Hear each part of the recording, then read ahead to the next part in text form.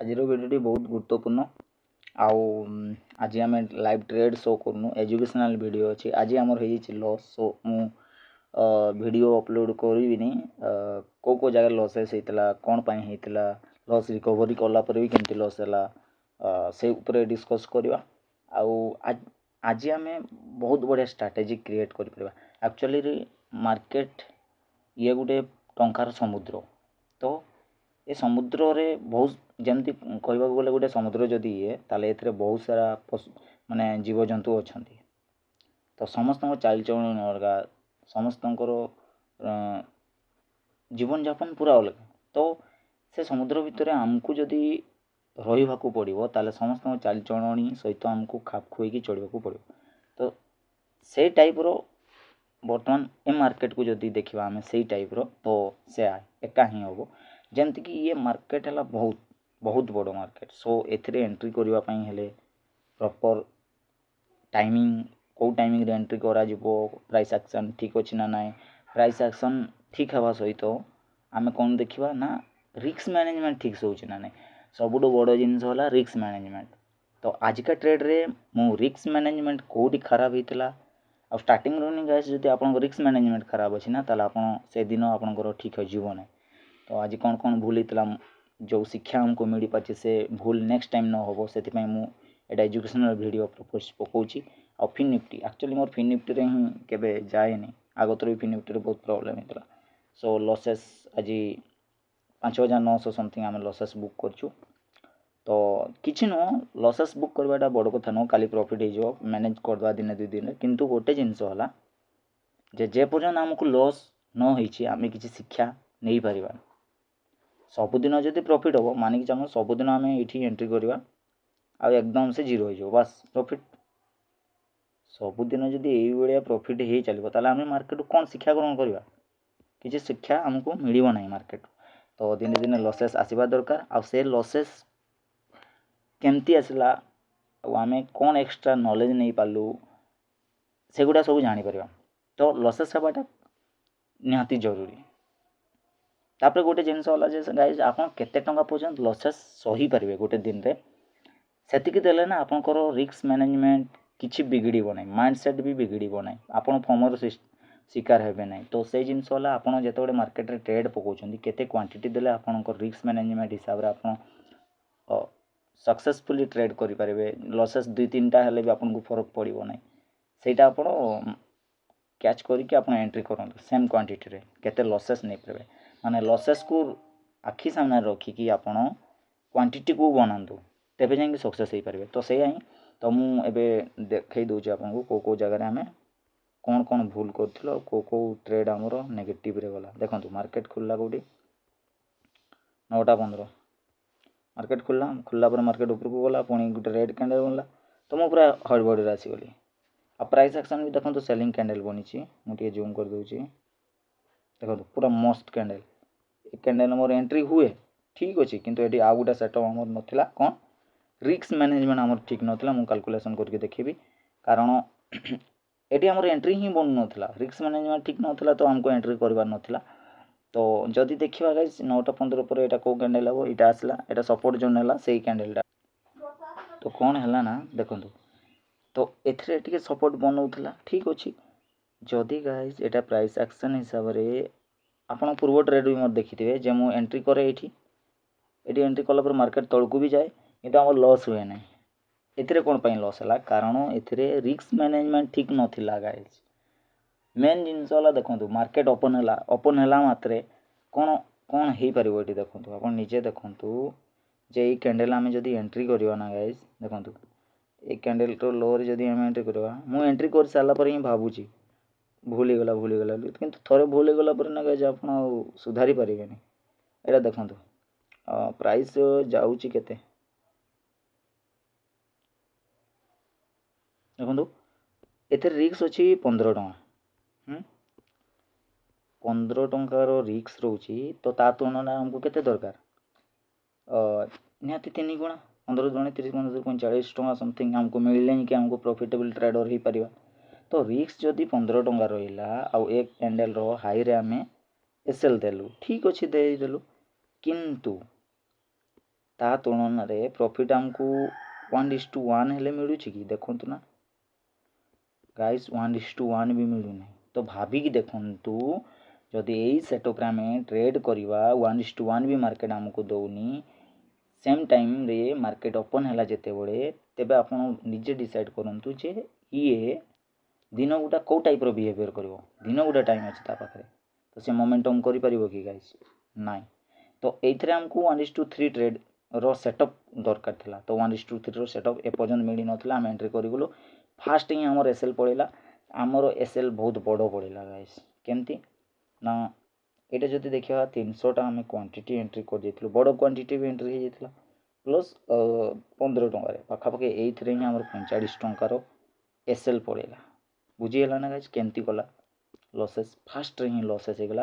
तापर मु second trade पकई second trade कौन पकईली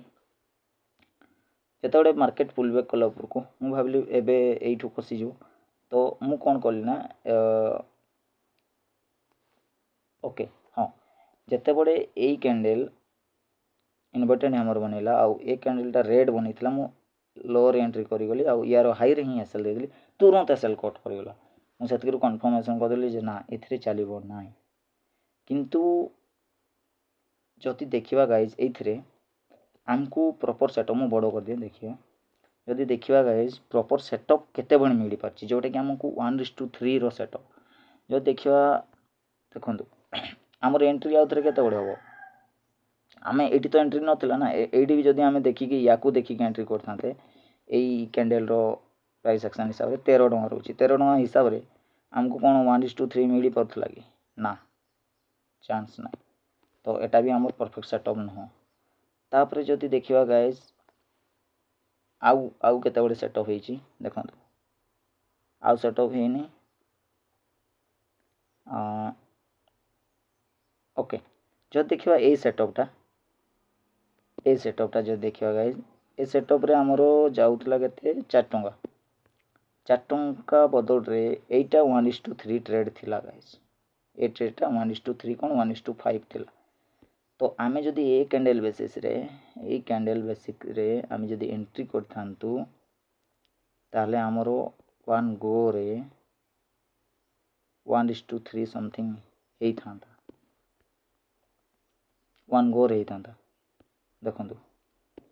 तापर आमे एग्जिट करवा या जीरो करने जगवा सेटा तो अलग कथा किंतु 1:3 जिते ट्रेड चली जाऊँ ना सिंपल आपण कौन करेंगे ना रिस्क मैनेजमेंट हिसाब से एसएल को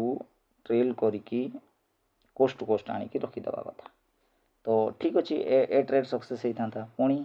1:3 रो सेटअप केते बड़ बनता देखो मुझे एंट्री करता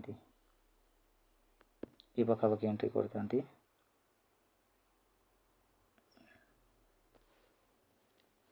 देखो गाइज आउ थे सेटअप बनी था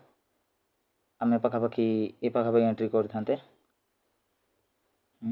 प्राइस एक्शन जब है ये पाखे मुझे एंट्री करता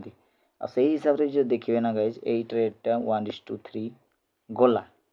माने जिते थर 1:3 हिसाब से रिस्क मैनेजमेंट हिसाब से जदि ट्रेड सेटअप बनूची सेलिंग रे तेबे आपण एंट्री करि पारिबे आगे सेटअप चेक करते पड़ो आपको जे सही कैंडल बेस रे सही प्राइस एक्शन बेस रे 1:3 होउची कि ना ओके या पूर्व जदि भी देखिए आम मे भी ए कैंडल आम एंट्री करते कौन ए कैंडल रे भी मु एंट्री करी थांती ए कैंडल बेसिस रे भी जदि मु एंट्री करता 1:3 ए ट्रेड हे थांता गाइस मार्केट कौटी पर्यटन जापर से आम जाचु किंतु आम एसएल के आमको बनते पड़ो तो बहुत बढ़िया एजुकेशन मत मिलगला जो ट्रेड रे आम लसेस करके आज बाहर से ट्रेड रे सही ऑप्शन रे आज 3 थर आमको एंट्री मिलता फास्ट तो यहीटा तो एंट्री बनू नाला एंट्री कर किंतु एथरे एंट्री एटा बनी 1:3 भी मिलगला एसएल आम जदि भी ऊपर को पड़ेगा मानिक चलते एसएल कोस्ट टू कोस्ट बाहरी जाता सिंपल पुणी एंट्री आमको ये मिलता आम या बेसिस रे भी एंट्री करते 1:3 आमको मिलता किंबा आम जदि या बेसिस रे भी एंट्री करते भी 1:3 मिलता तो जे पर्यटन 1:3 रो सेटअप बनूनी आम एंट्री करवार ना तो बहुत बढ़िया ज्ञान गोटे मिल पाला तो जोटा कि आम नेक्स्ट ट्रेडिंग सेक्शन आम या यूटिलाइज करवा जो थे भी 1:3 रो सेटअप बनूचे आम एंट्री कर ଯେମିତିକି ମୁଁ ୟାର ବିପରୀତରେ ଯେଉଁଟା ଦେଖେଇବି ସିରେ, ସେଥିରେ ବି ଦେଖିବା ଯଦି, ସେଥିରେ ବି ଫାର୍ଷ୍ଟ ଟ୍ରେଡ୍ ମାନିକି ଚାଲନ୍ତୁ ମାର୍କେଟ ଯେମିତି ଓପନ୍ ହେବ 5 ମିନିଟ୍ ଆମେ ଟ୍ରେଡ୍ ହିଁ କରିବାର ନାହିଁ, 5 ମିନିଟ୍ ପରେ ଟ୍ରେଡ୍ ଦେଖିବା। ତ 5 ମିନିଟ୍ ଆମେ ଛାଡ଼ିଦେବା, ତା 5 ମିନିଟ୍ ବି ଆମେ ଛାଡ଼ିଦେବା, 10 ମିନିଟ୍ ପରେ ଆମର ଆକ୍ସନ୍ କରିବା ଷ୍ଟାର୍ଟ ହେବ। ତ ସେଇ ଯେଉଁ ଆକ୍ସନିଂଟା ଷ୍ଟାର୍ଟ ହେଲା, ଆମେ ଏଣ୍ଟ୍ରି କରିଥାନ୍ତେ ୟାର ଲୋରେ ମାନିକି ଚାଲନ୍ତୁ, ଏ ପାଖରେ ଆମର ଏଣ୍ଟ୍ରି ହେଇଥାନ୍ତା। ତ ଠିକ୍ ଅଛି ଗାଇଜ୍, ଆମେ ଏଣ୍ଟ୍ରି ପ୍ଲାନିଂ କଲେ, କିନ୍ତୁ ଆମେ ପ୍ରାଇସ୍ ଆକ୍ସନ୍ ଚେକ୍ କରିଦେବା ଯେ ସେଇ ଜାଗାରେ ଆମେ ଏଣ୍ଟ୍ରି କଲେ ରିସ୍କ ମ୍ୟାନେଜମେଣ୍ଟ ଏସ୍ଏଲ୍ ସହିତ ଠିକ୍ ରହୁଛି କି ନା। ତ ଏଇଥିରେ ଆମେ ଏଣ୍ଟ୍ରି କଲେ ଏସ୍ଏଲ୍ କୋଉଠି ଦେଇଥାନ୍ତୁ, ମେନ୍ ହେଲା ଏସ୍ଏଲ୍ ଆମେ ୟାର ହାଇରେ ରଖିଥାନ୍ତୁ, ସିମ୍ପଲ୍ ୟାର ହାଇରେ ରଖିଥାନ୍ତୁ। ତ ସେଇଠି ଯଦି ରଖୁଛୁ ଆମ ରିସ୍କ ରିୱାର୍ଡ଼ ଠିକ୍ ରହୁଛି ନା ନାହିଁ ଦେଖିବା। ରିସ୍କ ରିୱାର୍ଡ଼ ବି 1:3 ରହୁଛି ଗାଇଜ୍, 1:3। ତ ଓକେ, ଆମେ ଏଣ୍ଟ୍ରି କରିକି ଆରାମସେ 1:3 ପାଇଗଲୁ, ଏଥିରେ ବି ପାଇଗଲୁ। କିନ୍ତୁ ଯେ ପର୍ଯ୍ୟନ୍ତ ଆମର ରିସ୍କ ରିୱାର୍ଡ଼ ଠିକ୍ ନାହିଁ ଆମେ ସେ ପର୍ଯ୍ୟନ୍ତ ଏଣ୍ଟ୍ରି କରିବାନି। ବହୁତ ବଢ଼ିଆ ଏଜୁକେସନ୍ ଗୋଟେ ମିଳିଲା। ଆଉ ଯେଉଁଠି ବି ସେଟଅପ୍ ବନଉଛି 1:3ର ଆମେ ତୁରନ୍ତ ଏଣ୍ଟ୍ରି କରିବା। ସେଥିପାଇଁ ମୁଁ ଆଜି ପ୍ଲାନିଂ କଲି, ଆଉ ଦୁଇଟା ମୁଁ ୱେବସାଇଟ୍, ଦୁଇଟା ଆପ୍ଲିକେସନ୍ ମୁଁ ୟୁଜ୍ କରିବି। ଦୁଇଟାରେ ଭଲ ଭଲ କ୍ୟାପିଟାଲରେ ଏଣ୍ଟ୍ରି ମାନେ କ୍ୟାପିଟାଲ ରଖା ହେବ। ଯେତେବେଳେ ଯେଉଁଥିରେ ହେବ ଏଣ୍ଟ୍ରି ସେତେବେଳେ ସେଇଥିରେ ବନେଇବା। ଯେତେ କମ୍ ପ୍ରାଇସ୍ରେ ମାନିକି ଚାଲନ୍ତୁ, ଏଇଥିରେ ଆମେ 1000 ଟଙ୍କାର ଏସ୍ଏଲ୍ ରଖୁଛୁ। ତ 1000 ଟଙ୍କାର ଏସ୍ଏଲ୍ ହିସାବରେ ଏଥିରେ ପ୍ରାଇସ୍ ଭ୍ୟାଲୁ କେତେ ଅଛି, 24 ଟଙ୍କା। ତ 24 ଟଙ୍କା ଯଦି ହେଲା, ତାହେଲେ ଆମକୁ 1000 ଟଙ୍କାର ଏସ୍ଏଲ୍ ପାଇଁ କେତେ ଟଙ୍କା, ମାନେ ମାନିକି ଚାଲନ୍ତୁ 24 ଟଙ୍କା ନୁହଁ, ହଁ ଉପରେ ଅଛି ମାନିକି ଚାଲନ୍ତୁ, କିନ୍ତୁ ଏଇଟା ଏସ୍ଏଲ୍ କେତେ ଟଙ୍କାର ବନୁଛି, 4 ଟଙ୍କାର। 4 ଟଙ୍କା 60 ପଇସା ମାନେ ଆମେ 1000 ଟଙ୍କାର ଲସ୍ ସହିପାରିବା। 1000 ଟଙ୍କା ହରଣ 4 ଟଙ୍କା 50 ପଇସା, ମାନେ 222ଟା କ୍ୱାଣ୍ଟିଟି ମାତ୍ର ଏଥିରେ ଏଣ୍ଟ୍ରି ହେଲା। ଆମେ ଠିକ୍ ରିସ୍କ ମ୍ୟାନେଜମେଣ୍ଟ କରିପାରିବା। ଅଧିକା କ୍ୱାଣ୍ଟିଟି ନାହିଁ କି କ୍ୱାଣ୍ଟିଟି ଅଧିକା ଦରକାର ନାହିଁ କି କମ୍ କ୍ୱାଣ୍ଟିଟି ନାହିଁ। ତ ମାନିକି ଚାଲନ୍ତୁ ଏଇଥିରେ ଆମେ ଏଣ୍ଟ୍ରି କରିଥାନ୍ତେ, ଏଥିରେ ବି ସେଇ 5 ଟଙ୍କା 90 ପଇସାର ଏସ୍ଏଲ୍ ହେଉଥିଲା। ତ 1000 ଟଙ୍କା ଆମେ ଯଦି ରିସ୍କ ନେଇପାରିବା ଗାଇଜ୍, ଆଉ ଅଧିକା ଲସ୍ ନେଇପାରିବାନି, ଆଉ 5 ଟଙ୍କା 90 ପଇସାର ଆମେ ଏସ୍ଏଲ୍ ଦେବା, ତ 170ଟା କ୍ୱାଣ୍ଟିଟି ହେଲେ ଆମର ଠିକ୍ ହେଉଛି ନା। ତ ୟା ଉପରେ ଟିକେ ବି ରଖିଦେଇକି ଆମେ 150ଟା ୟା 150ଟା କ୍ୱାଣ୍ଟିଟି ଏଣ୍ଟ୍ରି କରିବା ଲୋ ରିସ୍କରେ। ଯଦି ଉଲ୍ଟା ହେଇଗଲା ବି ମାର୍କେଟରେ ଆମର ବେଶୀ ଏସ୍ଏଲ୍ ଯିବ ନାହିଁ, ଆଉ ଆନ୍ଧେ ମନ୍ଧେ ଯଦି ଢୁକିଯିବ ତାହେଲେ ନାମ ନେବାଟା ସ୍ୱାଭାବିକ କଥା। ତ ସେଇଆ ହିଁ ହେଲେ, ଏଥିପାଇଁ ହେଲେ ଗୋଟେ ଜିନିଷ କ'ଣ ନା କ୍ୟାପିଟାଲ ରଖିବା ଦରକାର। କ୍ୟାପିଟାଲ ଦରକାର ନିହାତି। ଏ ଟ୍ରେଡ଼ିଂ, ଏ ଯେଉଁ ଷ୍ଟ୍ରାଟେଜି ମୁଁ ଆଜି ଶିଖିଲି, ଏଥିପାଇଁ ଆମକୁ କ୍ୟାପିଟାଲ ଦରକାର। କ୍ୟାପିଟାଲ ରଖିଥିବେ ୟୁଜ୍ ପାଇଁ ନୁହଁ, କେତେବେଳେ କେଉଁ ସେଟଅପ୍ ବନିବ ସେ ସେଟଅପ୍ ପାଇଁ କେତେ କ୍ୟାପିଟାଲ ଦରକାର ସେଇଟା ଇମ୍ପୋର୍ଟାଣ୍ଟ। ଆଉ ବର୍ତ୍ତମାନ ଯଦି 1000 ଟଙ୍କା ରିସ୍କ ମ୍ୟାନେଜମେଣ୍ଟ କରିବ, ପାଖାପାଖି 2 ଲକ୍ଷ ଟଙ୍କାର ମ୍ୟାନେଜମେଣ୍ଟ ହେଇଯିବ। ଆଉ ଯଦି ଡେଲି ଆମେ ଧୀରେ ଧୀରେ ଇନକ୍ରିଜ୍ କରିବା 3000 4000 5000 ଏମିତି ଯିବା, ତାହେଲେ ଆମର ସେଇଠି ଟିକେ ଦରକାର ହେବ କ୍ୟାପିଟାଲ। ଯେମିତି ମାନିକି ଚାଲନ୍ତୁ, ମୁଁ ଯଦି 5000 ଟଙ୍କାର ମୁଁ ଲସ୍ ନେବି, ତା ବଦଳରେ 15000 ଟଙ୍କାର ପ୍ରଫିଟ୍ କରିବାକୁ ଚେଷ୍ଟା କରିବି, ତ ସେଇଥିରେ ହେଲେ କ'ଣ ସେଟଅପ୍ ବନୁଛି, ଏଇଟା 5 ଟଙ୍କାର ମୋର 90 ପଇସା, ମାନେ 6 ଟଙ୍କାର ଏସ୍ଏଲ୍ ରହୁଛି 6 ଟଙ୍କା, ମାନେ ମୋତେ 833ଟା କ୍ୱାଣ୍ଟିଟି ଦରକାର ହେବ ଗାଇଜ୍। 833ଟା କ୍ୱାଣ୍ଟିଟି ହେଲେ ଯାଇକି ମୁଁ ଏଇଟାକୁ 8 ଟଙ୍କାରେ ନେଲେ ମୁଁ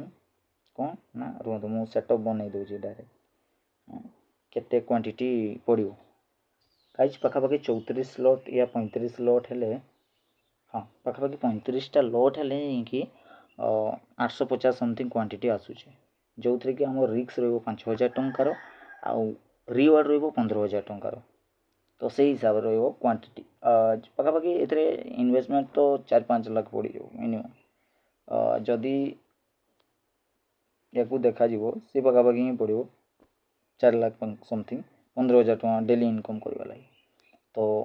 ସେଇଟା କ୍ୟାପିଟାଲ ଧୀରେ ଧୀରେ ଇନକ୍ରିଜ୍ ହେବ। ଆପଣ ଏକଦମ ସେ ତ ଏତେ ବଡ଼ ବଡ଼ କ୍ୟାପିଟାଲରେ ଟ୍ରେଡ଼୍ କରିପାରିବେନି,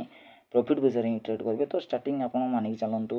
ମାସେ 2 ମାସ 1000 ଟଙ୍କା ପ୍ରଫିଟ୍, 3000 ଟଙ୍କା ମାନେ 1000 ଟଙ୍କା ରିସ୍କ ନେଇକି କାମ କରିବେ। 3-4 ମାସ କମ୍ପ୍ଲିଟ୍ କଲା ପରେ ଆପଣ ଧୀରେ ଧୀରେ ଇନକ୍ରିଜ୍ କରିବେ 500 ଲେଖାଏଁ, ଏମିତି କରି କରି ଯଦି ଯିବେ ଆପଣ ପ୍ରଫିଟ୍ କରିକି ଯିବେ ହେଲେ ଆପଣଙ୍କର ପାଖରେ କ୍ୟାପିଟାଲ ବି ବହୁତ ବଡ଼ ରହିଯିବ। ଆଉ ଆପଣ ଧୀରେ ଧୀରେ ଟ୍ରେଡ଼୍ ବି ବହୁତ ବଡ଼ ବଡ଼ କ୍ୟାପିଟାଲର ନେଇପାରିବେ। ଯେମିତିକି ଆପଣ ଦିନ ଆସିବ ଆପଣ 10000 ଟଙ୍କା ରିସ୍କ ନେଇକି 30000 ପର୍ ଡେ ପ୍ରଫିଟ୍ କରିବା ପାଇଁ ବି ଆଗେଇ ପାରିବେ। ତ ସେଇଆ ହିଁ ବର୍ତ୍ତମାନ ଆପଣଙ୍କର ଯେଉଁ ଟ୍ରେଡ଼୍ କରୁଛନ୍ତି, ଆପଣଙ୍କର ଲସ୍ ନେବାର ଦମ୍ କେତେ ଅଛି ସେଇଟାକୁ ନିର୍ଦ୍ଧାରିତ କଲା ପରେ ଆପଣ ଟ୍ରେଡ଼୍ ପକାନ୍ତୁ, ତ ସକ୍ସେସଫୁଲ୍ ନିହାତି ହେବେ। କାରଣ ମାନିକି ଚାଲନ୍ତୁ ମୋର ଏଥିରେ ଆଜି ମୋର କେତେ 1500 ଟଙ୍କା, ଗୋଟେ ଟ୍ରେଡ଼୍ରେ ମୁଁ 1500 ଟଙ୍କା ରିସ୍କ ନେବାରେ ମୋର ଦମ୍ ଥିଲା, କିନ୍ତୁ ମୁଁ ଏତେ ଏଇଟା କ୍ୟାଲକୁଲେସନ୍ କରିନି। ମୁଁ କ'ଣ କଲି, ପ୍ରାଇସ୍ ଆକ୍ସନ୍ ବନୁଛି ତୁରନ୍ତ ମାର୍କେଟ୍ ଖସିଯିବ, କ'ଣ କଲି ମୁଁ ଏକଦମ ସେ 300 କ୍ୱାଣ୍ଟିଟି ଏଣ୍ଟ୍ରି କଲି। 300 କ୍ୱାଣ୍ଟିଟି ଏଣ୍ଟ୍ରି କଲା ପରେ ମୋର ପ୍ରାଇସ୍ ଆକ୍ସନ୍ ବହୁତ ଗଡ଼ବଡ଼। ମୁଁ ଯେତେବେଳେ ଏଣ୍ଟ୍ରି କରିସାରିଲି ସେତେବେଳେ ଜାଣିଲି ଯେ ମୁଁ ସଲା ଭୁଲ ଜାଗାରେ ଏଣ୍ଟ୍ରି କରିଗଲି।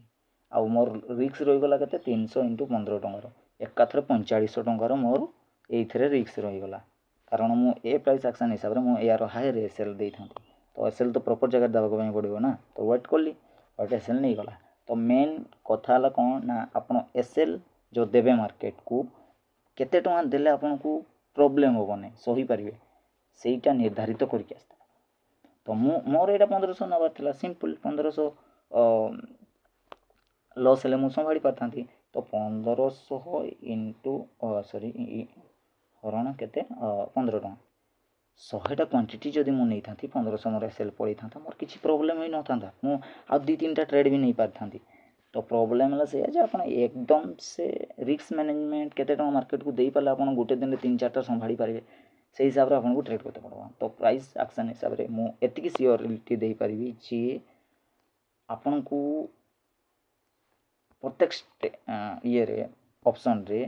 ଦିନକୁ ଥରେ 2 ଥର ଆପଣଙ୍କୁ ଏଣ୍ଟ୍ରି ବନେଇବ। ଏଠି ବି ଯଦି ଉପରେ ଦେଖିବା ନା ଗାଇଜ୍, 1 ଗୋରେ ଏଠି ଦେଖନ୍ତୁ 1 ଗୋରେ ଟାର୍ଗେଟ୍ ଦେଇଛି, ଫାର୍ଷ୍ଟରେ ଯିଏ ଏଣ୍ଟ୍ରି କରିଥିବ, ଏଠି ଯିଏ ଏଣ୍ଟ୍ରି କରିଥିବ ସେ 1 ଗୋରେ ଟାର୍ଗେଟ୍ ପାଇଲା। ୟା ପରେ ବି ପରେ ଯିଏ ଏଣ୍ଟ୍ରି କରିଥିବ ତାର ପାଇଁ ଠିକ୍ ଅଛି ନା ନାହିଁ ଆମେ ଦେଖିବା, ରୁହନ୍ତୁ ଦେଖନ୍ତୁ ଗାଇଜ୍। ଓକେ, ପୁଲ୍ ବ୍ୟାକ୍ କଲା, ଓକେ। ତ ଯିଏ ଏଣ୍ଟ୍ରି କରିଥିବ ସେ ତ ଅଲଗା କଥା। ୟା ପରେ ଦେଖନ୍ତୁ ମାନିକି ଚାଲନ୍ତୁ ଜଣେ ଏଣ୍ଟ୍ରି କରିଥିବ କେଉଁଠି, ଏଇଠି ଯେଉଁ ଏଣ୍ଟ୍ରିଟା ବନିଲା ଏଇଟା ପରଫେକ୍ଟ ଏଣ୍ଟ୍ରି ବନୁଥିଲା କି ସେଇଟା ଦେଖିଦେବା ଆମେ। ଏଇଠି ଯେଉଁ ଏଣ୍ଟ୍ରି ବନୁଥିଲା ଏଇଟା ଗାଇଜ୍ କେତେ ଟଙ୍କାର ଏଣ୍ଟ୍ରି, ପାଖାପାଖି ଟଙ୍କେ 30 ପଇସା, ତା ବଦଳରେ କେତେ ମିଳିପାରିବ, ଟଙ୍କେ 30 ମାନେ 15 3 45, 4 ଟଙ୍କା ନା, ଏଇଟା ରିସ୍କ ମ୍ୟାନେଜମେଣ୍ଟ ଠିକ୍ ନଥିଲା ଗାଇଜ୍। ଏଇଥିରେ ଯଦି କିଏ ଏଣ୍ଟ୍ରି କରିଥାନ୍ତେ ଏଇଟା ରିସ୍କ ମ୍ୟାନେଜମେଣ୍ଟ ଠିକ୍ ଥିଲା କି ସେଇଟା ଟିକେ ଦେଖିଦେବେ, କାରଣ ଏଥିରେ ମୁଁ ରିସ୍କ ମ୍ୟାନେଜମେଣ୍ଟ କରୁଛି। ରୁହନ୍ତୁ,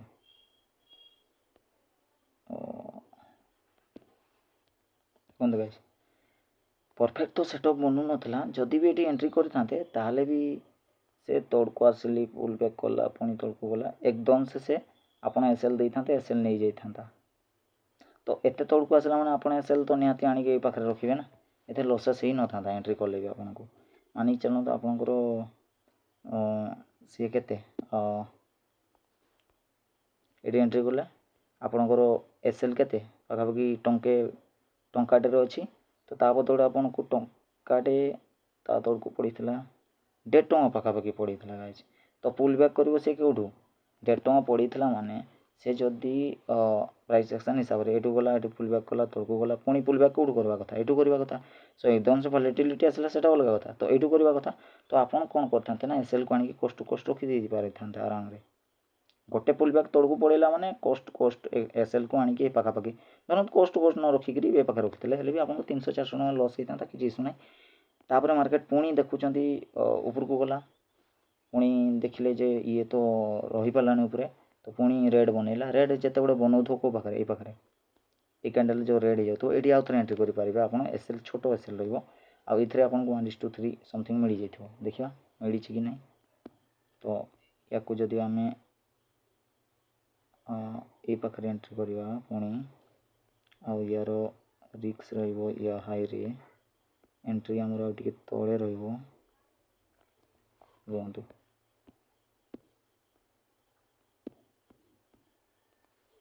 ଯେତେବେଳେ ଦେଖାଗଲା ଯେ ଏଥିରେ ଏ କ୍ୟାଣ୍ଡେଲ୍ ଉପରକୁ ପଳେଇଲା କିନ୍ତୁ ଉପରକୁ ପୁରା କମ୍ପ୍ଲିଟଲି ରହିପାରିଲାନି, ପୁଣି ଖସିଗଲା। ଆଉ ରେଡ୍ କ୍ୟାଣ୍ଡେଲ୍ ଯେତେବେଳେ ଏମିତି ବନେଇ ଦେଇଥିବ ହ୍ୟାମର ଇନଭର୍ଟେଡ୍ ହ୍ୟାମର, ଆମେ ଏଣ୍ଟ୍ରି କରିଗଲୁ। ମୁଁ ଏଇଠି ହିଁ ଏଣ୍ଟ୍ରି କରେ, ଏମିତି ହିଁ ଏଣ୍ଟ୍ରି କରିଯାଇଥାନ୍ତି,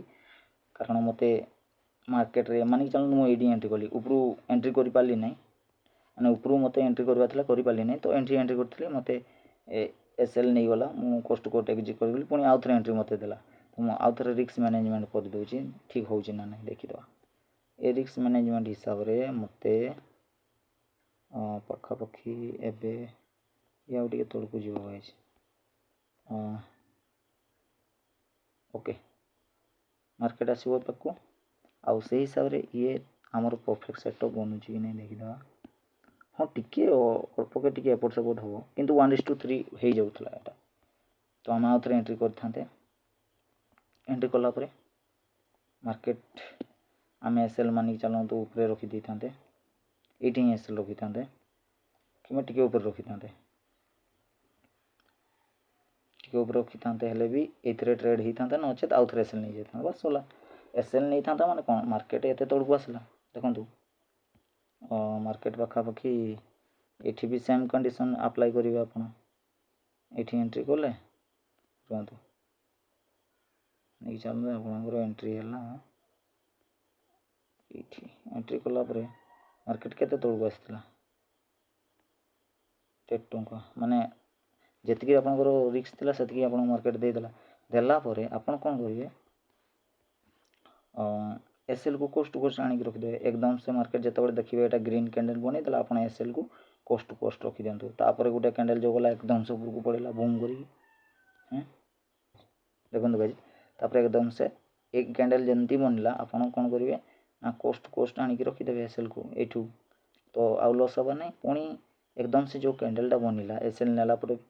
एसएल नहीं गला नेलापर देखिए गाय सांगे सांगे रेड हो गला तो पुणी आउ थे भी एंट्री कर पारते कि आउ थे एंट्री हेबनी कारण या रिस्क मैनेजमेंट जदि आप धरवे यहाँ परफेक्ट होना तो मानी चलते ये आपंकर आज लाभ नहीं कि लस नहीं कि जी फास्ट एंट्री कर ठीक अच्छे रिस्क मैनेजमेंट फास्ट देता तो तापाई ठीक ठाक हो गला तो परफेक्टली बर्तमान कौन हो ए ट्रेड रे सक्सेस हो गला आउ एथरे भी हमको 2 थर ट्रेड सक्सेस हो गला आउ एबे इथरे कैंडलस्टिक पैटर्न जो देखिए कौ टाइप रो बनी आप निजे देखो पूरा बुलिश एथरे भी सक्सेस होता था बट आम 1:3 रो मैनेजमेंट सिस्टम रे एंट्री करूँ आउ ये जो वॉलेटिलिटी आप देखते पाथे युवा एकदम से ऊपर को जाऊँगी पुणी खसी जाऊँगा आज एक्सपायरी अच्छे गाइस सेमती हम युवा देखो किंतु एसएल नदेले भी ऑप्शन सेलर पाई प्रॉब्लम तो एसएल देवाक पड़ो आज ऑप्शन सेलर तो देते ही पड़ो एसएल तेणिक आज दिन प्रॉफिट न हो पछे कोस्ट टू कोस्ट रही जाओ किंतु एसएल देकी ही करवा कथा तो जदि देखा आम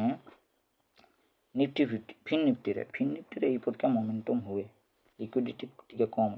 अच्छे bank Nifty Nifty Sensex mid cap एगुड़े भल मोमेंटम दिए आप निजे देखिपारे वीडियो रे बहुत बढ़िया मोमेंटम था किंतु ये एमती मोमेंटम हुए मोर फिन निफ्टी हुए नहीं ट्रेडिंग ठीक से तो किसी नुह बट जो हुए ना से आम मास्टरी करते चेष्टा करवा तो ए रिस्क मैनेजमेंट नेक्स्ट यूटिलाइज कराबो आउ आम लसेस को आम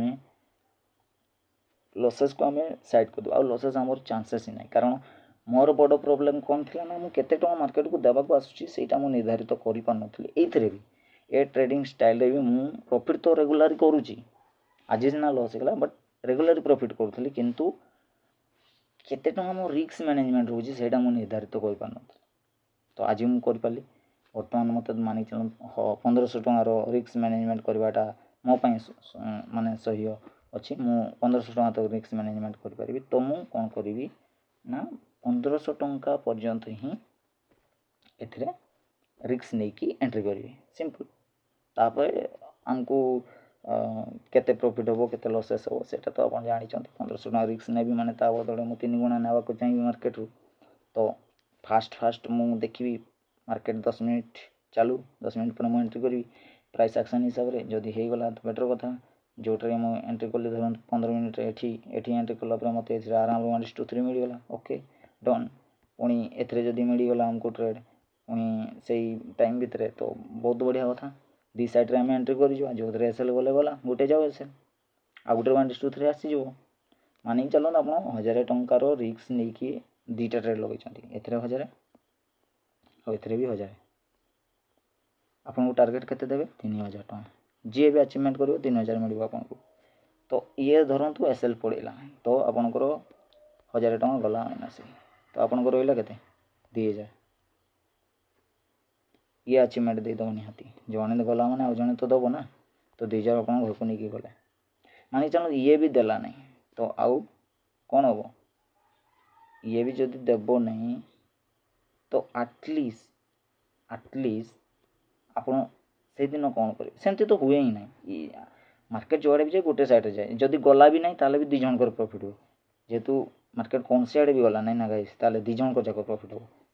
ଏଥିରେ ବି ପ୍ରଫିଟ୍ ହେଇଯିବ, ଏଥିରେ ବି ପ୍ରଫିଟ୍ ହେଇଯିବ। 3,000 3,000 ଦୁଇଟାରେ ଆସିବ। ଆଉ ଯଦି ମାର୍କେଟ ଏକଦମ ସେ ତଳକୁ ଖସିଲା ଆଉ ଏଥିରେ ଉଲ୍ଟା ହେଇଯିବ, ତ ଏଥିରେ ଯଦି ଲସେସ୍ ଦେଖେଇଲା ତାହେଲେ ଏଥିରେ ପ୍ଲସ୍ ହେଇଯିବ, ସିମ୍ପଲ୍, ଗୋଟେରେ ଆଚିଭମେଣ୍ଟ ହେଇଯିବ। ଆଉ ଯଦି ଏମିତି ଗୋଟେ ବେକାରିଆ ଦିନ କେଉଁଟା ଗୋଟେ ଥିବ, ହାଇ ଭୋଲାଟିଲିଟି, ମାନିକି ଚାଲ ଏକଦମ ସେ ଏମିତି ଖସୁଥିବ, ପୁଣି ଏକଦମ ସେ ଉପରକୁ ଉଠି ଯାଉଥିବ, ସେମିତି ଯେଉଁ ଦିନ ଥିବ, ସେମିତି ହୁଏନି ମାର୍କେଟରେ, ବହୁତ କମ୍ ଚାନ୍ସେସ୍। ଯେଉଁ ଦିନ ଇଲେକ୍ସନ୍ ରେଜଲ୍ଟ ଆସିଲା, ବଡ଼ ନ୍ୟୁଜ୍ କ'ଣ ଆସିଲା, ସେଇ ଦିନ ଏମିତି ହୁଏ। ଆଉ ସେଥିପାଇଁ ତ ଆମେ ରିସ୍କ ମ୍ୟାନେଜମେଣ୍ଟ କରିବା 1:3ର SL ଟ୍ରେଲିଂ କରିବା। ତ नो ଟେନସନ୍, ମାସରେ ଯଦି ଗୋଟେ SL ବି ଗଲା କିଛି ଟେନସନ୍ ନାହିଁ, ମାସ ସାରା ଆମେ ପ୍ରଫିଟ୍ ନେଇକି ଯାଇପାରିବା। ତ ରିସ୍କ ମ୍ୟାନେଜମେଣ୍ଟ ବହୁତ ବଢ଼ିଆ ଏଜୁକେସନ୍ ଆଜି ମିଳିଲା। ଆଜିକାର ମୁଁ ଯେଉଁ ଲସେସ୍ ଦେଇଛି ଗାଇଜ୍, ଆଜିକା ଲସେସ୍ ହେଲା ଏଇଟା ପାଖାପାଖି। ମୁଁ ହଁ ଏଥିରେ ମୋର ପ୍ଲସ୍ ବି ହେଇଥିଲା ଗାଇଜ୍। ହଡ଼ବଡ଼ରେ ମୁଁ ଏଣ୍ଟ୍ରି କରିଯାଇଥିଲି, ଏଇଥିରେ ଏଣ୍ଟ୍ରି କଲା ପରେ ମୋର ଏଇଠିକି ତକ ଆସିଥିଲା। ମୁଁ ଏତିକିରେ 2,000 ଟଙ୍କା ପ୍ରଫିଟ୍କୁ ବି ପଳେଇ ଆସିଥିଲି। ତାପରେ ଏକଦମ ସେ ପୁଣି ଆଉ ଥରେ SL ନେଇଗଲା, ଯାହାଫଳରେ ମୋର ଏତିକି ଟଙ୍କା ଲସେସ୍ ହେଲା। ନ ଲସେସ୍ ମୋର 3,000 ସମଥିଙ୍ଗ ଥିଲା। 3,000 ରିକଭରି କରିକି ମୁଁ 2,000 ପ୍ରଫିଟ୍କୁ ବି ଆସିଥିଲି, କିନ୍ତୁ ଏକଦମ ସେ SL ନେଇଗଲା। ତ ସେଇଆ ତ କିଛି ନୁହଁ, ଏଇଟା ଦିନେ 2 ଦିନର ମୋର ମାନେ ପ୍ରଫିଟ୍କୁ ନେଇଗଲା, ତ କିଛି ନୁହଁ। କିନ୍ତୁ ଯେତିକି ବି ନେଲା, ୟାର ଏଜୁକେସନ୍ ଆମକୁ ବହୁତ ବଡ଼ ମାର୍କେଟରୁ ମିଳିପାରିଲା। ଏ ଏଜୁକେସନ୍ ବଳରେ ଆମେ ମାର୍କେଟରେ ବହୁତ ବଢ଼ିଆ ଟ୍ରେଡ୍ କରିପାରିବା। ତ ଠିକ୍ ଅଛି ଗାଇଜ୍, ସେଥିପାଇଁ ମୁଁ ଏଟାକୁ ଗୁରୁତ୍ୱପୂର୍ଣ୍ଣ ଭାବିଲି, ଆଉ ଏଜୁକେସନ୍ ଭିଡ଼ିଓକୁ ମୁଁ ଅପଲୋଡ଼ କରୁଛି। ଠିକ୍ ଅଛି ଗାଇଜ୍, ରଖୁଛି ଗାଇଜ୍। କାଲିକା ଟ୍ରେଡ଼ିଂ ସେକ୍ସନ୍ ଦେଖାବ। ଆଉ ଆଜିକାର ଯେଉଁ ଭୁଲ ହେଲା ନା ଗାଇଜ୍, ଏ ଭୁଲକୁ ସୁଧାରିକି ଆମେ କାଲିକା ଟ୍ରେଡ଼୍ରେ ୟୁଟିଲାଇଜ୍ କରିବା, ଆଉ ଦେଖିବା କେତେ ଉପରକୁ ଆମର ଇମ୍ପ୍ରୁଭ୍ ହେଉଛି ଟ୍ରେଡ଼ିଂ ଷ୍ଟାଇଲ୍। ତ ଠିକ୍ ଅଛି ଗାଇଜ୍, କାଲିକା ଭିଡ଼ିଓରେ ଦେଖାବ।